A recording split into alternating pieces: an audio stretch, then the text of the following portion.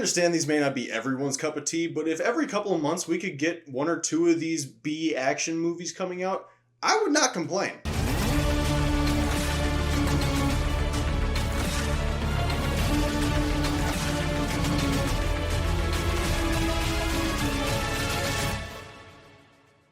So The Killer's Game is a relatively small movie with a relatively large cast. You got Dave Bautista, Sofia Boutella, Ben Kingsley, Terry Crews, Pom Klementieff, and of course, had to throw in Scott Adkins because where there's action movies, there is Scott Adkins. The concept of the film is simple enough. You got Dave Bautista, who's a hitman, starting to experience a lot of headaches and double vision, goes into the doctor, finds out he's got some degenerative brain disorder that's eventually going to kill him within 3 months. So he puts a hit out on himself. But before the hit goes out, the doctor calls him back and says, "Holy crap, I'm sorry.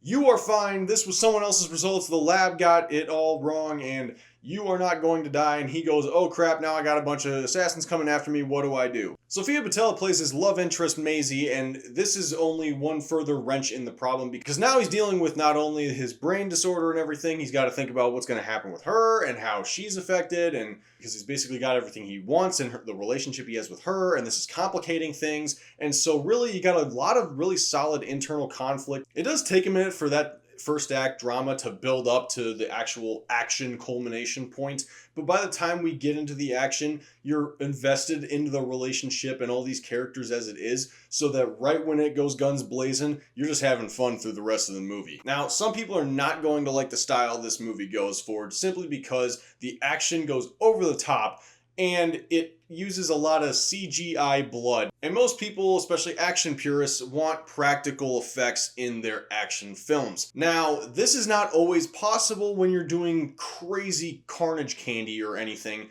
but at the same time, it's important to note that you don't always need to make it look like it's just cartoonish at some points. I remember last year I saw Renfield and I had the same exact thought about just how much profuse amounts of blood they were using, and it was all digitally done, and I don't understand why it had to be like that. It was obviously the style of the film and everything, and I think it fit for what it was going for. But I do think that some people are definitely going to just, go along with it because that's the style of the film, or they're just going to be like, this is completely ridiculous and it looks so fake, I can't take it anymore. They're kind of going for this comic book feel to it where there's like certain panels and like multiple shots running at the same time, almost like 24. And then there's a couple of transitions that are very reminiscent to other comic book movies or just comic book genre in general. Performances all around were pretty solid. I mean, I think the two big standouts are, of course, Dave Bautista and Pom Klementieff. Klementieff is just having a ball playing this character, you can tell. She was always fun in the Guardians movies, and she just kind of gets to let loose in this kind of,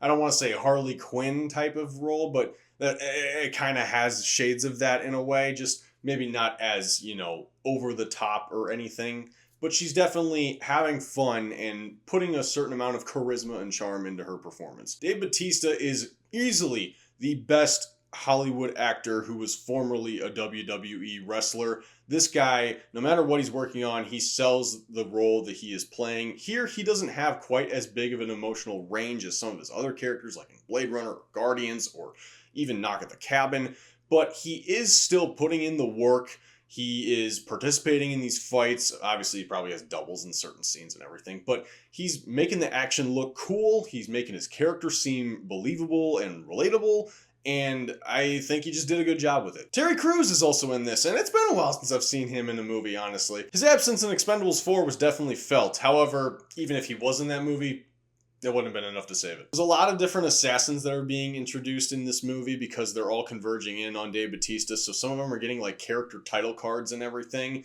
And while some of them, it made sense, the one thing is like, again, they're keeping with this comic booky style. However, there's a lot of assassins in here and not all of them get that kind of intro. And what I'm talking about is basically like, okay, in Suicide Squad 2016, how you got the title card of like, oh, this is Deadshot, oh, this is Harley Quinn, Captain Boomerang. It's kind of like that, just not as obnoxious with all the friggin' details and everything. It was just like their name and then a little scene showcasing what kind of person they are and, basically killing someone. So it is kind of weird having these big bombastic intros and sequences for these characters that are basically second-rate villains for the main character to just take out. I will say the McKenzie brothers, those two I got a kick out of, simply for the fact that you got Scott Adkins and Whoever the other guy is, I honestly didn't look it up. But you got these two, and they're playing these two Scottish guys with these thick Scottish brogues. And the funniest thing is every line of dialogue that they deliver is captioned with subtitles. However,